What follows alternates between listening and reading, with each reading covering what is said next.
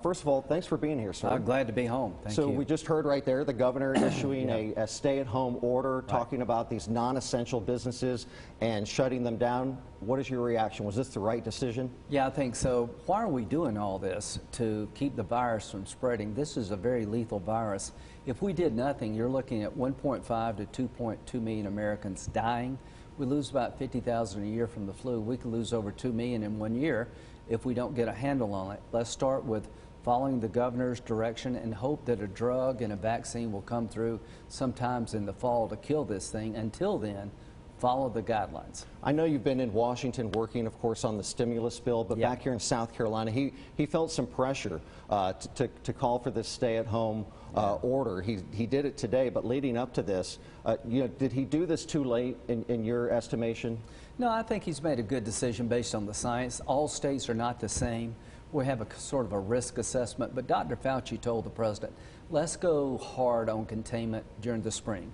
During the summer, I think the virus is going to get hit hard by heat and humidity, so it should slow down in the summer. Between now and the summer, let's be extra cautious. I think we can open up some of the economy in the summer, and hopefully by the fall we'll have drug therapies that make it less lethal and eventually a vaccine. That's the game plan. I know you had a conversation with Dr. Fauci over the weekend talking about the implications of this and what could be down the pipeline as far as the coronavirus goes.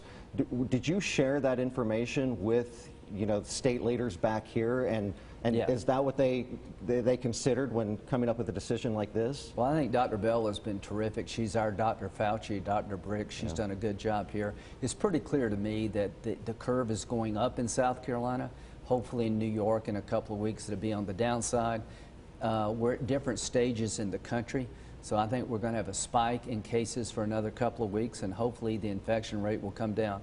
What is turning the corner? When the infection rate goes down, not up, when you have drug therapies to make it less lethal, take it from a 10 to 1 or 2 in terms of the way it affects people, and eventually a vaccine to kill it. That's when you turn the corner. Let's talk about testing right now here in South Carolina. The morning headline in the Post and Courier reading, labs struggle to keep up with the high volume.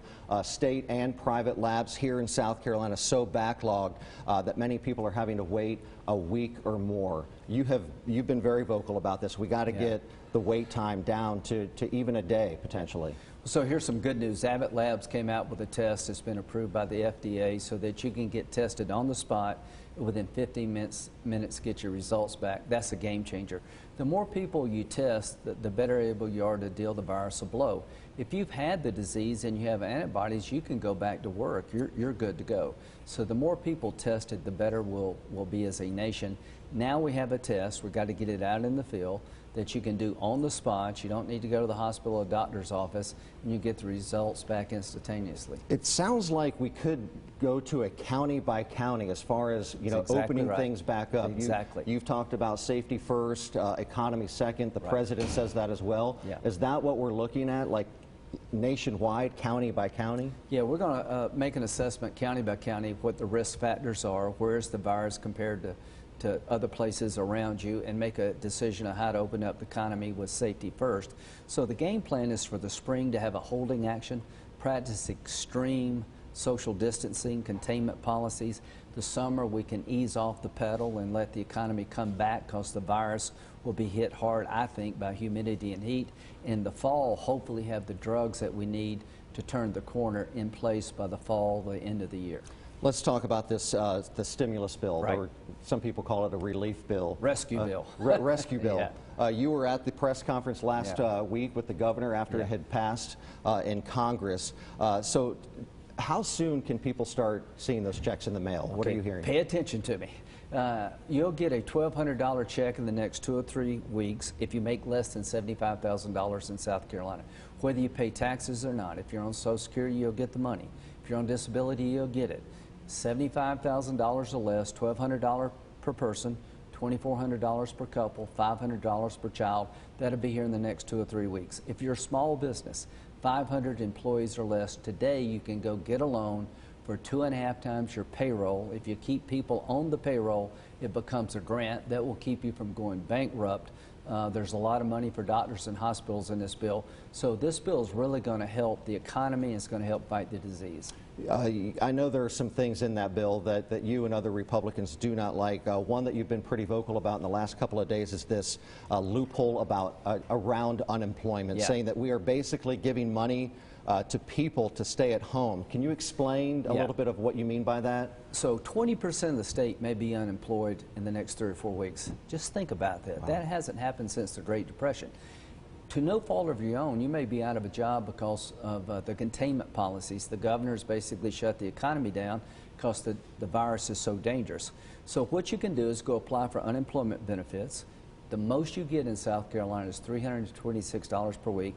We've added $600 on top of that. My goal at the federal level is to make you whole, that you get your complete check if you're unemployed up to $50,000.